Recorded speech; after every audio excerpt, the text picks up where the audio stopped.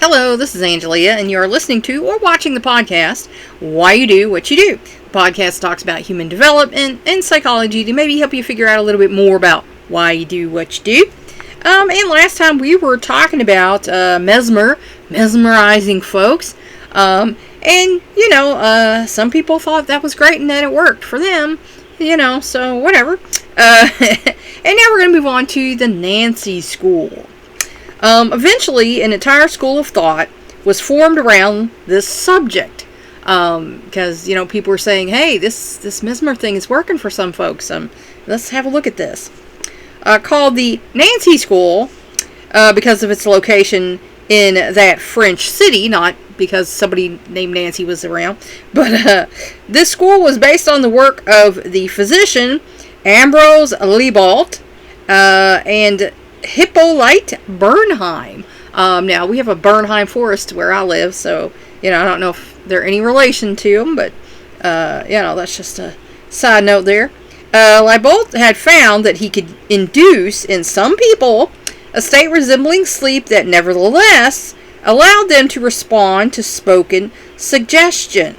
A state we call hypnosis, and that's all it is. Like I said, some of these stage show hypnosis people, that's just entertainment. Real hypnosis is putting you in a very relaxed state so that, you're more responsive. You're not guarded.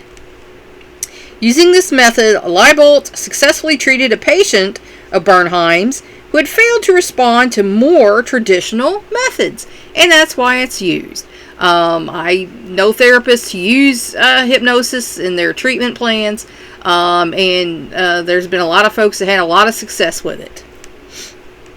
A new team was thus formed. They advanced the theory that hypnosis could not only cure hysteria, but also produce hysterical symptoms. So again, it's on the person how suggestible they are. And I don't know the ethics on those studies back in the day. Probably not great. But, for some reason, some people could be made to be hysterical. And then some people who were hysterical were calmed down. So, like I said, the back in the day, the ethics committees were not there. And probably some things were done that shouldn't have been done in the name of science. They were also able to show that anesthesia, the loss of sensation in a part of the body, could be produced by hypnosis, a fact put to practice today by some physicians while using hypnosis as an alternative to chemical and anesthetics, in surgery. And that's mostly done overseas. That's not something that really happens here in the USA. Our doctor's not that progressive, no offense. Libido and Bernheim concluded that hysteria was most probably caused by some kind of self-hypnosis. Meaning, my nose is itchy, I'm trying to not sneeze. That your mind is talking itself into being, hypnotized, withdrawn, it's talking itself into having a certain way of behavior. Extrapolating further, they hypothesized that other kinds of mental disorders were more than likely caused by a similar psychological phenomenon. So they were starting to say, hey, it's in the mind. This mind is doing this, for some reason. It's not just an organic physical thing. This mind is doing this for some reason. This revolutionary idea aroused a good bit of opposition, much of it led by Jean Charcot, a prominent French neurologist and the director of La Salpêtrière Hospital, one of the largest mental institutions in Paris. Charcot upheld the disease model, insisting that organic brain changes lay at the root of hysteria. So this guy, he's a prominent member of his field, and he was like, no, I don't believe you. He probably looked into that. The Nancy School won this battle. However, when Charcot eventually agreed with their ideas and became part of their tradition. So again, you can always learn something. This guy, prominent neurologist, said, no, this is the way it is. Came and checked these guys out, probably trying to prove that they were charlatans or not right or whatever. And he realized, hey, they're onto something here. I'm going to join them and check this out and, try to help some people. Because ultimately that was the goal. But until that reconciliation occurred, the often heated arguments between these opponents aroused both popular and scientific interest in the role of psychological factors. So, there was a little drama there, and there's people in the world, unfortunately, who love their drama. Eventually, Charcot came around to seeing their way, that was helpful to the patients. The psychogenic view, Psychodynamics. There's yet another reason for our interest in the Nancy School. One of the many people who came to observe and study with Charcot after his conversion was a young Viennese physician, Sigmund Freud. I think we've all heard of him. If you haven't, just Google it. I can't imagine you're not. But after learning the methods of the Nancy group, Freud returned to Vienna, where he collaborated with Joseph Breuer, another physician interested in hypnosis. Those guys were like, hey, this stuff's going on, and maybe the joining of Charcot to this brought some more attention to it, with him being a prominent neuroscientist. So,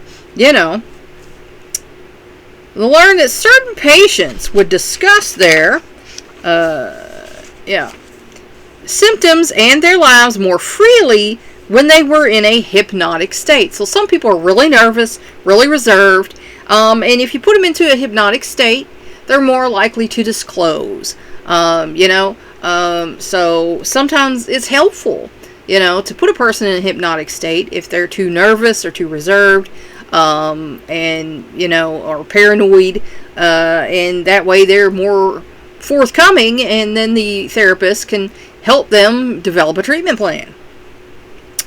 Disclosures made under hypnosis provided clues to the development of their symptoms, and in addition, simply talking about the problem seemed to have some therapeutic effect. So, it's like I say, if you got a bunch of garbage inside of you, take out the garbage. You talk to this about, with a therapist, that's unloading. You're unloading that baggage, you're emptying the cans, taking out the garbage. And that is going to make you feel a lot lighter and a lot happier in your life. Together, Freud and Breuer began to explore this talking cure, also called the cathartic method. In 1895, they published Studies in Hysteria. I'm sure there's still copies running around out there if you want to Google that and find you one. Which argued that certain forms of mental disorders were caused by internal conflicts that the patient was not aware of except under hypnosis. Because sometimes the unconscious mind is doing things behind the scenes that it doesn't tell your conscious mind about. So unfortunately, if it's not a conscious thought process, you're not going to be aware of it. Once the conflicts were allowed to surface to consciousness, they no longer caused any symptoms. So once you take the garbage out, sometimes that's it. You're done. You emptied the garbage. It's gone. You can move on with your life and be happy. It behooves you to go to therapy. And, if you're not having results and they do hypnosis and they want to do hypnosis on you, I say do it, because it can only help. It helped me because I was very reserved and anxious and didn't want to talk about certain things because, my life was threatened by some people who did some things to me. And so, I was not too, open to putting things out there. But eventually I did. Eventually the person who I was going to therapy with said, you need to get rid of this. You can't carry this your whole life. Even though the adults around you wanted you to carry this, you can't do it. You can't. It's eating you up inside, and you just can't do it. The relationship between Freud and Breuer eventually turned sour. However, as did many of Freud's later relationships with colleagues and students, because Freud kind of went down a rabbit hole that a lot of people are like, what are you doing, Freud? One point of difference was Freud's growing disenchantment with hypnosis as the primary therapeutic technique. Because, you shouldn't start out with that, in all honesty. That should be something that comes down later when the regular talk therapy is not working. He developed a procedure called free association. I'm sure we've all heard of that. If you hadn't, Google it. In which the patient lies on a couch and says whatever comes to mind. Especially reports of dreams and childhood memories. Because that can give the therapist a good picture of what your mind's working on. If it comes right to mind, then your mind's got a problem with it or is thinking about it. And that can help it, help the therapist figure out what you're dwelling on. What's your mind preoccupied with. This process and the analyst's interpretation of these associations make up the core of modern psychoanalysis. At the same time that he was developing the therapeutic technique of psychoanalysis, Freud was using these same free associations of his patients to formulate two theories that were to profoundly affect society. And as they call him, the father of modern psychoanalysis, the psychoanalytic or the psychodynamic theory of the mind, and the theory of psychosexual stages of development. And that's the joke you hear a lot about Freud, that everything was sexual, and there's a lot more joke about that than there is reality. There, as we'll hear later on, are reasons why he went into this. But anyway, it wasn't everything as, he might have thought. Freud maintained that these two theoretical constructs could be used to explain the development of all the various forms of behavioral deviance. Now, these theoretical constructs, let's look at that. Because your brain is constructing the world, is trying to, with its senses, trying to understand the world, make sense of the world. So everything that's going on in your mind is a construct. That doesn't mean it's not reality, but it's your brain has constructed it. In theory, everything is a theory. You might not want to hear that, but in theory, everything is a theory. Psychoanalytic theory. Central to this theory is the concept that the human personality is formed by the interaction of three different facets of the mind. The first would be the id. If you're not in the field, you might not have ever heard of the id. The ego, and most people interpret that wrong. Ego has come to mean someone who's full of themselves or whatever. It's actually not that. We'll get into that. But, even I have said someone was an egomaniac. But that's actually a wrong term, as I'll tell you in a minute. So, I'm sure you've heard it, and you might have heard it wrong. So, and the superego, and that also doesn't mean a megalomaniac. I'll tell you in a minute what that is all about. The id, encompassing instinctual drives, such as eating and reproducing, the id is present in each individual at birth, and is, in fact, the primary characteristic of infant personalities. Because when you're a baby, it is all about getting your needs met. You need to eat, you need to drink, you have to go to the bathroom, you don't want that on you, you want it cleaned up, and you want to do what you want to do. Like I said, children are born pretty selfish, and you're supposed to outgrow that. Some, unfortunately, people who never do. But, that is what is the predominant when you're born and up into childhood. Freud defined the id as having two wholly opposite natures, constructive and destructive. The constructive side centers on the libido, which is basically an urge towards self-gratification in all areas. You know, that's what that id wants. It wants self-gratification. But especially in sexual matters. Now, that's where Freud kind of concentrated a little bit. But, you know, a lot of people differ in that opinion. You know, that it's not all that in a bag of chips. The destructive side represents an urge toward death called Thanatos. And I don't know if you've ever met a person where if they don't get their way, they are just totally, you know, in a catastrophe. You know, they're thinking about killing themselves or someone else, and I mean that's id behavior. That's someone with a overdeveloped, under-controlled id who does behavior like that. And unfortunately, we see that in society where there's, you know, murder, suicides, and things like that. And that's the part of your psyche that is in charge of that. And that's what it does. So, you know, that is something that needs to be controlled. In most people, the urge for life is much stronger than the urge for death. And notice said most people, because there's some people who are very self-destructive and are a danger to themselves and others and need help. Therefore, the id concentrates on meeting its libido needs. To this end, it is very selfish. So, you know, again, we're supposed to be able to maintain that and work on that as we age.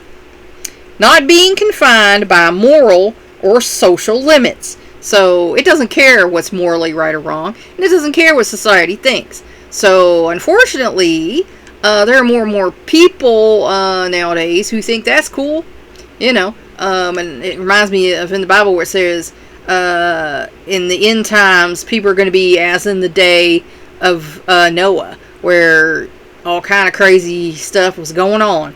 But supposedly, we are supposed to have moral and societal limits that keep us from doing horrible bad things. But unfortunately, there are some people who that doesn't bother them. They don't have a conscience, so do whatever they want. Or even by reality in some cases. And some people, they got their own reality. They're in touch with reality. You know, it's all about them, and you know, they're in their own little reality. And to most of us, that's pretty obvious. But sometimes people see other people behave in a certain way, like, well, I'm gonna behave that way too. If that works for them, that's gonna work for me. Well, maybe not. Good luck with that. That's all I'm gonna say. I'll stick with my moral and social limits. Freud called this the pleasure principle, because that's what it's all about, is your pleasure, making you happy. The id generates fantasies that let the individual become aware of what the id desires, because, you know, it's the drive, it's what it wants. But it cannot act itself to satisfy them. So it can't get it done by itself. It's just a, you know, part of your psyche. And it needs you and your body to meet its needs. The ego. The part of the mind mediates between the desires of the id and the demands of the real world. So see, that's what your ego does. Ego's not all about being puffed up and, you know, egomaniac, as people say. The ego actually mediates between the desires of the id and the demands of the real world. So your ego is actually a good thing.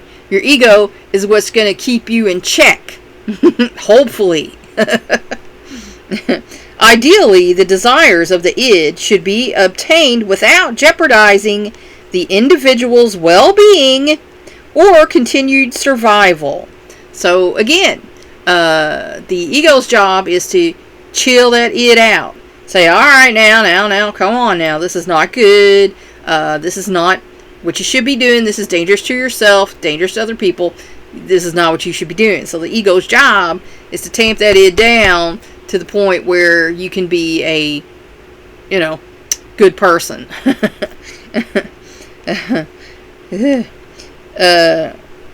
Meaning, of course, that reasoning must be used to constantly keep the personality balanced. So again, you should have a reasonable mind. By the time you're an adult, you should be capable of critical thinking, and you should be able to reason things out. So many people nowadays, they don't want to bother with that. They don't want to, think. My gosh. They want to be all impulsive. Impulse. It's all on the impulse, all on the id.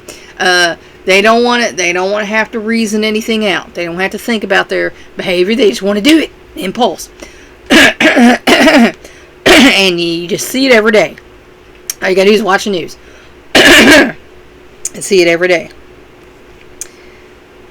Therefore, the ego operates under the reality principle. So, see, your ego is what helps you work in reality. And it reflects all the norms and laws of society. So the ego is saying, hey, this is not okay. Or there's laws against this, or you shouldn't be doing this. That is the ego's job. Excuse me, I'm going to have a drink here. I've been sneezing and coughing. Oh my gosh. That's a little better. But yeah, your ego is what tamps that id down. It's saying, hey, we got social norms, we have laws, you shouldn't be doing this. And like I said, unfortunately, some people, they don't care. They want their needs met. They're all impulse, and they could care less about social norms and laws. Freud theorized that this facet of the personality starts to develop in infancy, but is not fully functional for a few years. That's why a lot of folks say toddlers and babies are not responsible for their behavior. You're not responsible for your behavior until the age of awareness, and that's different for everybody. This follows the idea of socialization. You're supposed to socialize your child. There's unfortunately a lot of people that don't do that. The child, especially out in some rural areas where the child is let out during sunrise and brought in at sunset. And the socialization they get is their own mind and the children that they're playing with. We got a Lord of the Flies thing happening there. So, that's not great. You are supposed to socialize your child, just in case you didn't know that. It's not the school's job. It's not the playground's job. It's your job. If you're the parent or the grandparent or the guardian of this child, it's your job. As the child grows, it learns from experience which actions provide pleasure with no unpleasant consequences. So the id still wants what it wants, but the ego's saying, yeah, but we could do this, and it's still fine. We don't have to do this bad thing to get, some pleasure out of life. And which provide pleasure that is outweighed by the punishment that follows. It's like I've heard people say, I knew I was going to get in trouble, but it was worth it, I've heard stories people told me about, they knew this was going to happen, but this was more important. Sometimes there's a little, cooperation between the id and the ego, it depends on which is more important at that moment to your psyche. When the child acts to avoid the punishment, the ego is in operation. So, when you gave in to that id and you did the impulsive bad thing, the ego's trying to mediate and say, well, now, maybe you can do this and get out of this. And, that doesn't always work, does it? The superego. You might never have even heard of a superego, or you thought it was some person with a big inflated ego, which we know is not a proper terminology. At some point in the development of almost everyone, society manages to instill the concepts of right and wrong. And if you have not instilled the concepts of right and wrong, you could do that for yourself, that's time to do it now. Because I'm going to tell you, the world's going to end someday. And God's going to take folks out for the judgment. You might not believe that. I believe that. And you want to be on the right side, not on the wrong side. So, you might want to talk to somebody if that's not something in your wheelhouse. Tied in with this is the development of the superego or conscience. So your conscience is the superego. So it's not an ego inflation. It's the conscious, which, a lot of cartoons, you got the little angel on this side, little devil guy on this side, and the devil guy saying, do this, and the little angel's like, no, don't do it. Well, there's actually stuff going on in your brain like that, in your psyche. The first business I opened was called Child Psyche. It's closed. I still get mail for it, and I'm wondering, like, why are we getting mail for a business that closed back in 2004? But anyway, these things are going on in our minds, and they're working with each other and sometimes against each other. We're a three-faceted brain, and some people liken that to the three facets of God. So which makes people avoid actions not out of expediency, but out of a sense of morality, and that's where some people kind of fall short. They don't have that morality socialization, and they feel like whatever they do is okay. So, unfortunately, that does affect other folks and the world around them. The world would be a better place if everyone had a little bit of morality. This, too, reflects the norms and laws of society, because we do have norms and we have laws. Some people don't want to care about that at all, but we do. Particularly in most basic standards, the superego operates through the ego to place even more limitations on the id. It's moral opposite. So your superego is the moral opposite of the id. The id is all impulse. Yeah, gimme, I want to do. And the superego is like, no, we are the moral side. We know this is right, and you should do what's right and good. Like some people compare it to, having the devil on the one shoulder and the angel on the other shoulder. It's like you got the bad voice telling you to do the bad thing, and you got the good voice telling you to do the good thing. Some people don't have the good voice, and that's unfortunate. There are some folks that they're all id, and that shows. However, it is as blind to reality as the id is. So it is all about the moral high ground. It wants everything to be perfectly good, so that's not reality. As we know, all we got to turn on the news, our world is not perfectly good. So you got these two things here, and the ego is the balancer of these things. You got the id, it wants to be all impulse, and you got the superego who wants to be all holy, and you got the ego trying to balance all this stuff out. It simply asks for the moral ideal rather than the pleasurable ideal. So like I said, you got these two. You got the id, it wants the pleasurable ideal, and the superego wants the moral ideal.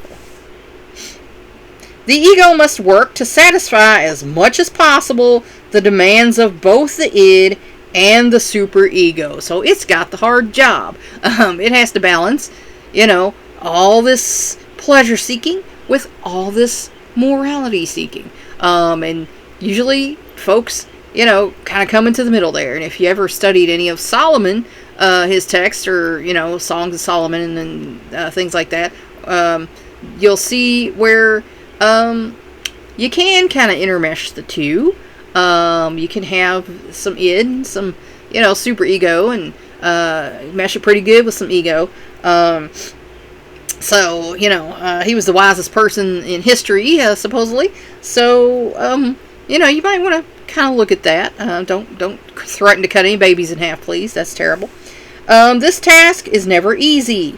But at certain times, for example, when a great conflict in demands arises, the ego may not be able to resolve the problem. So sometimes it goes out of control. And it's doing his thing, he's being super impulsive, and it is out of control. And the ego's like, holy cow, what is going on here? This is not cool, Ed. You can't be doing all this stuff. So sometimes it becomes a problem. The result, Freud asserted, is psychological dysfunction. So it goes out of control. Your brain, your ego's like, not okay. It is not okay because what's going on inside there is not okay. And it's like, I need help. This ain't right. The unconscious. Another concept basic to psychoanalytic theory is that the conscious mind is actually only a very small portion of the entire mind. And now, physically, they say we only use like 10% of our brain, but consciously, we only use, a percentage of our brain as well. The rest of it is for storage, for thoughts and dreams, repressed things. We have, like in our brain, we have an actual data bank, just like, a computer where there's actual stuff. And then further back, you have the unconscious, which is like dreamy stuff, and imagination, where you sit there, you might daydream and actual dreams at night. That's where that comes from. It's more impressionistic, Freud perceived instead 3 different levels of consciousness. Those pieces of information currently in use for everyday function, he termed as the conscious. So, I'm conscious here, teaching you about this stuff, and if you're watching, you're probably conscious of your learning stuff. So, anything that should be recalled at will, but was not at the forefront of memory, was called the preconscious. So, you might not remember 24/7 your second grade teacher's name, which you were learning. But now if you stop and you think about it, you can say, oh yeah, Miss John Cola was my second grade teacher. And, I remember the favorite thing I remember was the book we had about Halloween, and you could scratch and sniff it, and it was like you could smell the pumpkin, So that's your preconscious thought, mind. At the base of these two was a vast reservoir of hidden memories, thoughts, and desires called the unconscious. And so, that's stuff that's back there, it's chilling, you're not aware of it on a daily basis. This store of information includes those things forgotten because of simple disuse, like sometimes I play the Quiz Planet with my son and other people sometimes, and sometimes a question will come up and I should know that. I know I used to know that when I was 9 or whatever. We studied that in school, and I used to know that, but because, the saying, you don't use it, you lose it, and sometimes that's true. So, stuff can just kind of poof because of disuse. And those things deliberately pushed out of awareness by the conscious mind. Because sometimes it does. Sometimes it's like, nope, we ain't dealing with that now. We're going to shove that way back here. We're just going to keep walking. We're going to keep walking. We're not going to look at that. An action termed repression. And if you are a survivor of abuse or assault, you may have experienced repression. You may just be going along your merry way, and then suddenly you remember this, and you're like, oh my God, how could I have forgotten that? That's terrible, Freud contended that now, most of the memories, thoughts, and desires in the unconscious are simply too painful or upsetting for people to face. And sometimes that is true. I know for me that was certainly true. And, sometimes stuff is just big. And if you're a kid, when stuff is happening that's big, you don't understand it, it gets shoved back.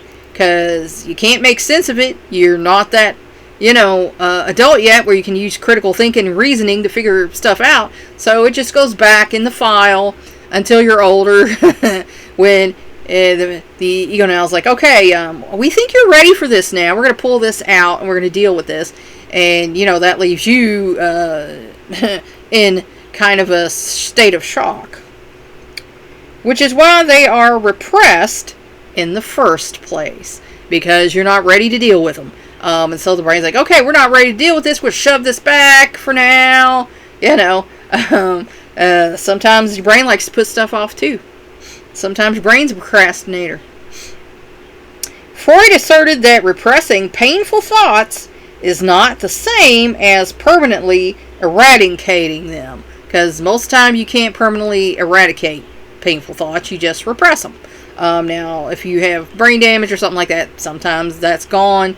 And, I've seen cases where people have forgotten things because of stuff that they've done, like, be in an accident or, committed suicide, or attempted suicide, and, asphyxiation, hanging, and it caused them brain damage. And then when they came out of their, coma or whatever, they had no memory of what brought them to that point, and that, might have been a blessing sometimes.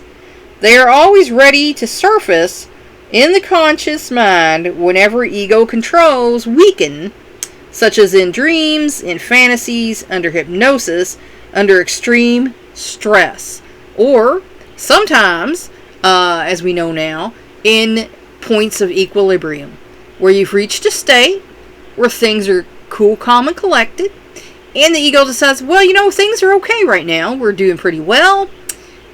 I think we can drag this out now and bring this up to the forefront so we can deal with this. That's not a great feeling, where your life is fine, you're going along, and suddenly, kabam, we're okay. You're ready to deal with this now. Let's deal with this.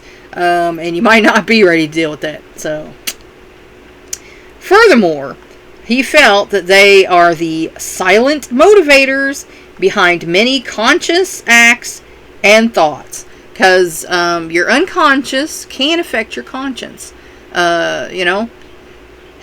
Because they're in the same psyche.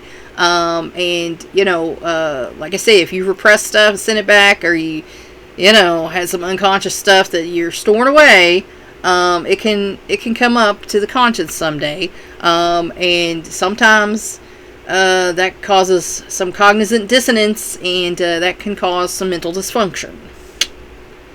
This situation, he argued, also leads to the kind of conflict that can trigger a mental problem, and that's what it is, a mental problem. And there is some cognizant dissonance between the parts of your brain that makes a mental problem, and that's the whole point of treating people, with mental health issues, is to resolve this problem, to work this problem through, hash it out, get it out of you, so that you can move on with your life, and not be stuck in this thing that's happening in your brain.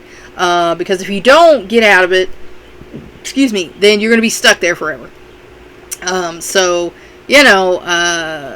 If you're having some mental problems, the best thing you can do is get some help. Go to therapy, go to a counselor, get some help, So, that's where I'm going to leave you for today. I hope that helped you figure out maybe a little bit more about why you do what you do. Please like and share this educational program, and that's what it is, an educational program. It is not designed to diagnose or treat any mental illness. If anything I said triggered you, or you think is a problem in your life, then by all means contact your mental health professional and talk to them. If you want to help me out, subscribe to my YouTube channel. If you want to help me out even more, go to my Patreon page and become a patron. The links to that are in my posts. Thanks for watching or listening. That's all for now. Until next time.